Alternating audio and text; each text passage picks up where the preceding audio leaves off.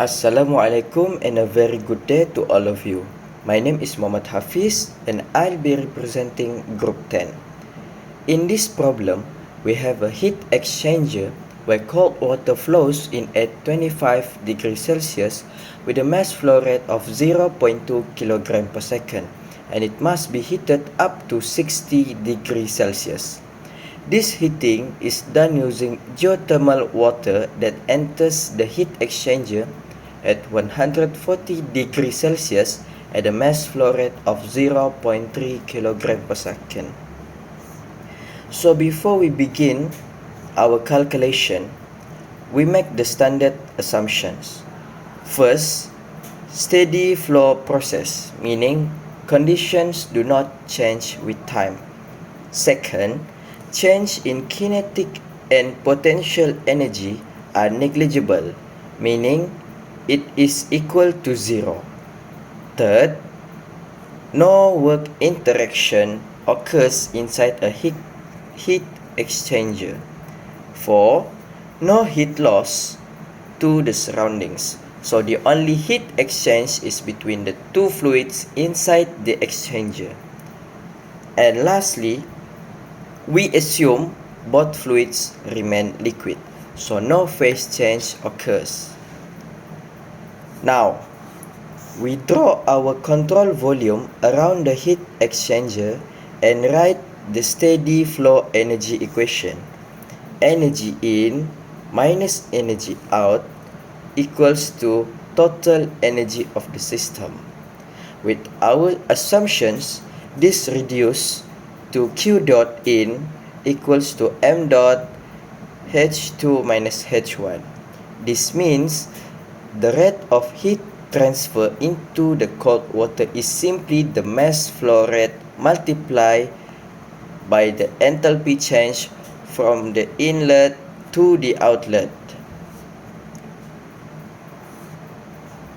For the cold water, you use saturated liquid enthalpy values HF at 25 degrees Celsius and 60 degrees Celsius. From the table, you will get 104.83 kilojoule per kilogram and also 251.18 kilojoule per kilogram, with M dot equal to 0.2 kilogram per second. By simply substituting these values into the equation, you will get 29.27 kilowatt. The rate of heat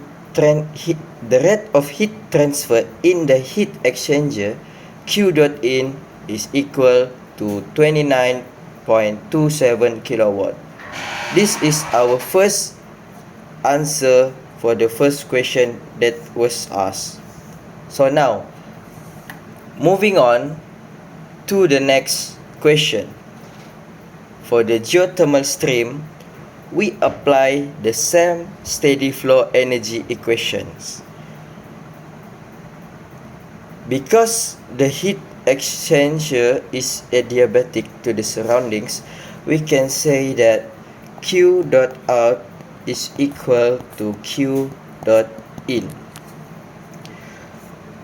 By simplifying our equation, we get Q dot out equals to M dot H3 minus H4. So, because of this, Q dot out equals to Q dot in, it must be equal to 29.27 kilowatt that we get earlier.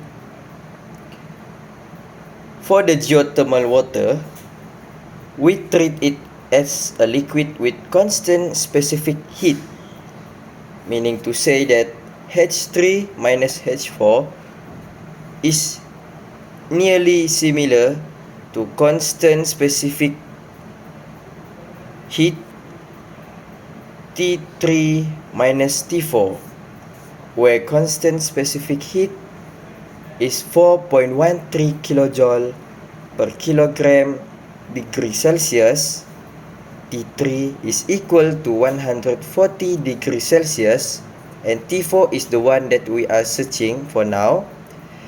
M dot is equal to 0.3 kilogram per second.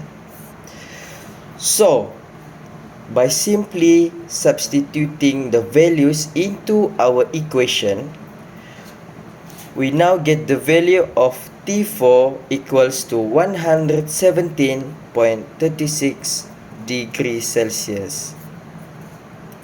Meaning to say, the exit temperature of geothermal water T4 is equal to 117.36 degrees Celsius. That's all. Thank you.